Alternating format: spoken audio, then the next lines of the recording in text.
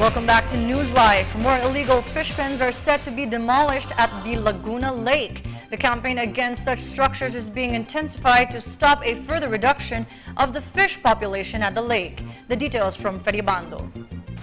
The Laguna Lake's abundance of fish has been diminishing in recent years. It is under threat from all kinds of problems. Pollution caused by the disposal of waste from coastal communities and companies. Siltation, which has resulted in shallow waters.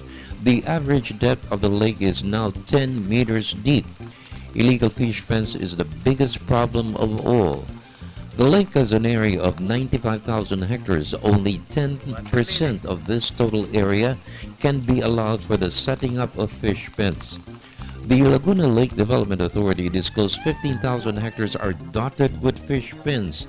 That's 6,000 more than the ceiling of 9,500 allowed by law.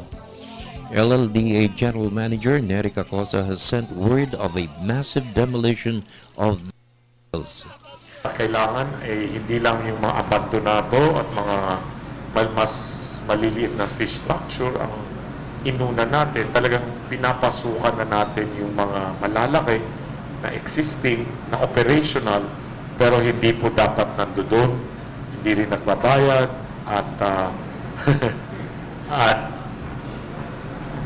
kahit nagbabayad ay dapat hindi nandoon, kaya illegal ay yun, sinistreamline po natin yan lahat. Another immediate concern is the growing abundance of the night fish, which is eating up the fish population. One night fish eats 10 kilos of either bangus or tilapia. It cuts the catch, especially of marginal fishermen.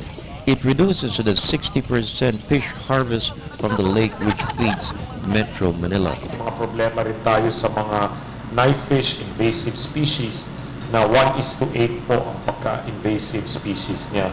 Ibig sabihin, kapag naging 10 kilos na yung isang knife fish, 80 kilos na po ng bangus, tilapia at ibang indigenous species ang nakain niya. So, ito po ay dahil dumidikit sa mga fish poles, bamboo poles, ang itlog ng fish, knife fish. Kapag nabuwag natin yan at nakolekta din, isa rin po yung paraan na masok po natin yung problema ng invasive species. It's a very big problem. For the People's Television Network, this is Freddie Abando reporting.